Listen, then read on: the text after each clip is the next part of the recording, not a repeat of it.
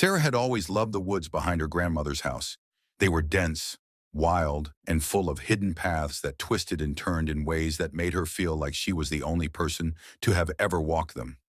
She often spent her afternoons wandering those trails, enjoying the quiet solitude of the forest. One autumn day, as the sun began to set and the sky turned a deep shade of orange, Sarah found herself deeper in the woods than she'd ever been. The trees were taller here, their branches reaching out like skeletal fingers. The air was colder, and the once comforting rustle of leaves began to sound more like whispers. Deciding it was time to head back, Sarah turned around only to realize she wasn't sure which way to go. Every direction looked the same, the trees blending together in the dim light. She walked a few steps in one direction, then another, but nothing felt right. Panic began to set in. Suddenly she heard a faint voice. "Sarah!"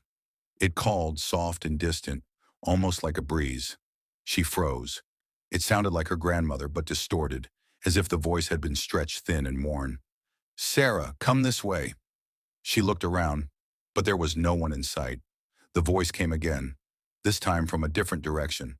"Sarah, follow me." Against her better judgment, Sarah followed the voice. It led her deeper into the woods, the trees growing thicker and the light fading faster. The voice grew louder, more insistent, always just ahead, just out of sight. "This way, Sarah. You're almost here." Finally, she stumbled into a small clearing. The voice stopped. The air was still, too still, as if the entire forest was holding its breath. In the center of the clearing stood an old crumbling well, its stones slick with moss. Without thinking, Sarah approached the well. The silence was deafening now, pressing in on her from all sides. She peered over the edge, into the darkness below. "Sarah?" the voice whispered, right beside her ear. She gasped and spun around, but there was no one there.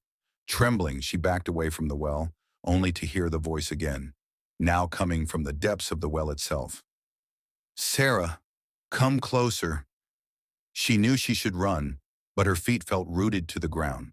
Slowly, as if in a trance, she leaned over the edge once more.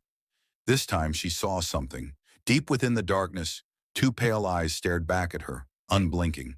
A cold hand shot out from the well, grabbing her wrist with a grip like iron. Sarah screamed, trying to pull away, but the hand held fast, dragging her closer to the edge.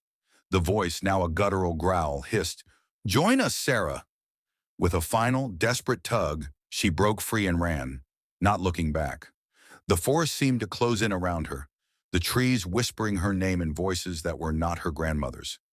She ran until she could see the lights of her grandmother's house through the trees, bursting through the door and collapsing into her grandmother's arms. Trembling and out of breath, she told her grandmother everything. The old woman listened quietly, her face pale. "You must never go back to that part of the woods, Sarah," her grandmother said sternly. "That well, it's older than this town, older than anything you can imagine. It's been hungry for a long time." Sarah nodded, but she knew she didn't need the warning. She could still feel the cold grip of the hand on her wrist, and in the quiet moments of the night, she could still hear the echo of her name, carried on the wind.